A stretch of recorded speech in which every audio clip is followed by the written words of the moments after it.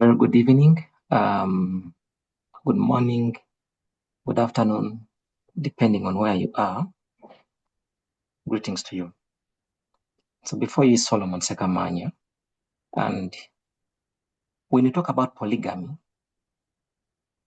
I don't know what comes out of or across your minds. So I come from a polygamous family, born and raised in Masaka district of Uganda, in a family of 16 children from a single father and 4 different mothers. Growing up together was one of the best experiences I've ever received in my life, but then also one of the worst experiences I've ever received in my life. Challengingly, out of all the 16 children, with God's luck, I happened to be the one that only graduated out of all the 16 children. Not because my parents could afford, but only because I had a support system, because I was funded by church to go to school. When I went to school, I attained a bachelor's degree in international relations and diplomacy. The anticipation was high, the hopes were high, and the anxiety was very, very high, with everyone thinking that I would become the breadwinner of the family, transform the status quo, and support my fellow siblings. With all that, I also became one person that was very anxious that I'm going to sustain a better life. Little did I know that I was going to school only to become part of a statistic that not everyone would ever wish to have in their lives. I became that statistic of the unemployed youths in Uganda. After a short while, I also became a statistic of the underemployed youths in Uganda. With the first job I got, I thought this was a transformational moment for my life.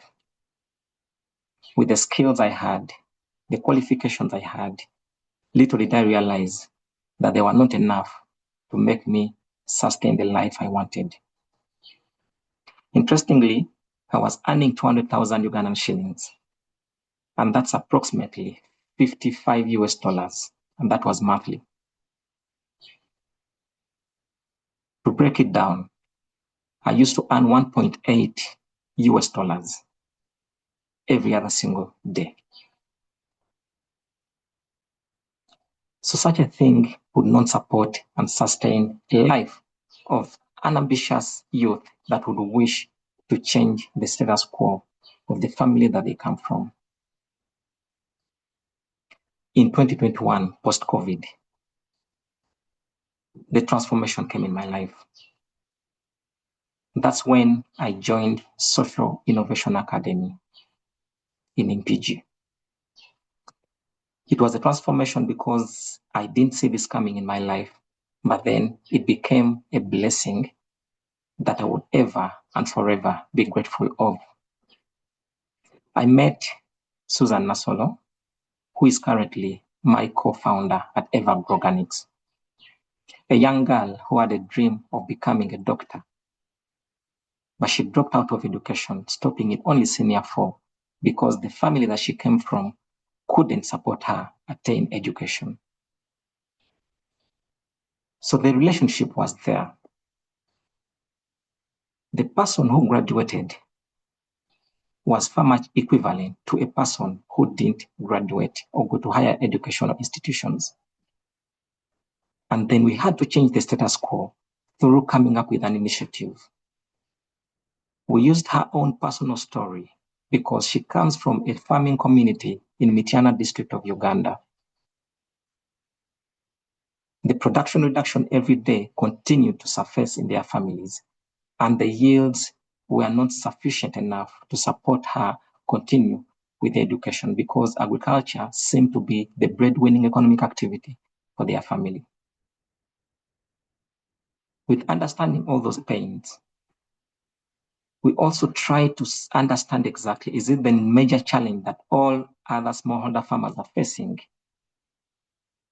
And we realized that smallholder farmers in Uganda are facing a very big challenge of production reduction every other single day, simply because their soils are infertile and they cannot produce the food that they're producing. Now, this leaves them at the bottom of the pyramid. Yet every other single day, these smallholder farmers wake up early in the morning, go to their gardens to dig and have the cultivation they need in order for them to have bumper harvests. I'm not so sure what yours do in the summer, but in such hot temperatures, farmers in Uganda are outside there, shirtless, working hard to make ends meet. And at the end of the season, they harvest nothing. So with all these pains, we're like, how about coming up with a solution that supports farmers have bumper harvests? With the very many different aspects around how do these farmers improve on their yields, it was inevitable for us not to come up with a solution. Currently, we have very many different challenges. Uganda imports over 20 million metric tons of fertilizers, which are synthetic, and at the end of the day, they cause harm to the environment and cause harm to the human beings that use them and harm to the ecosystem, including the pollination agents and the soils themselves. So as Evergrow Organics, we came up with a solution of elevating farmers through having a chemical-free agriculture, and that is through our 100% organic solution that we're producing, which is EM Super, which is a mineral-based organic fertilizer that supports farmers increase on their yields. With that, we also support farmers with creating awareness, because at the end of the day, it becomes very hard for these farmers to adopt something that they don't know. So we make awareness campaigns in order to sensitize them and mobilize them against usage of synthetic fertilizers or agroecology or inputs. So Evergrow Organics, we came up with this solution, and the aim is to promote agroecology in Uganda. And the vision is very big. We want to promote and have a one-stop center of agroecology in Africa, where if everyone wants to witness firsthand what agroecology is, they would eventually run to Evergrow Organics. We've achieved quite a number of achievements with winning both local and international awards because of the innovation that we are having. Right now, we have become one of the leading organic agriculture suppliers in the region right now, and we're having different outlets in all the regions that we're having in Uganda.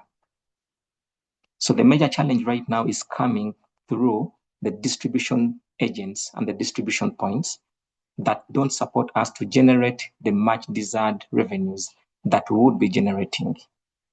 So with the market awareness created, we believe that our farmers could become a very big changing point in this ecosystem of Uganda.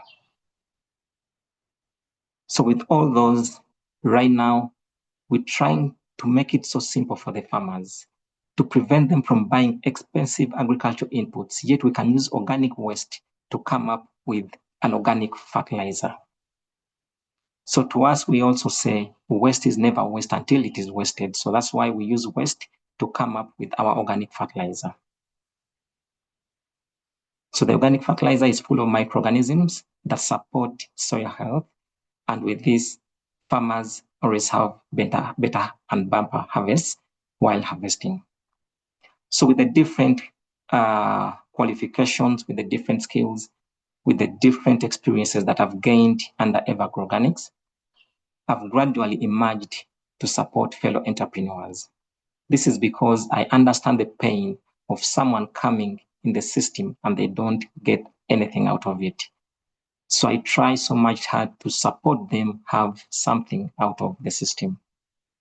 So with this, I've always become that one individual that has supported entrepreneurs through different business coachings and also business facilitations in order to support them as well, come up with something as a social enterprise.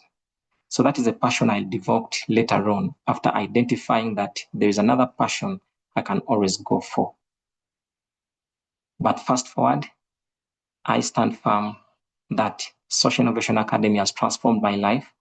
Right now, at least I can support my fellow siblings through the work that I'm doing, and I'm very much eager to support more and more youths through the SINA programs that I'm part of. I appreciate. Thank you so much. Welcoming your updates and concerns, and also welcoming your feedback. Thank you so much.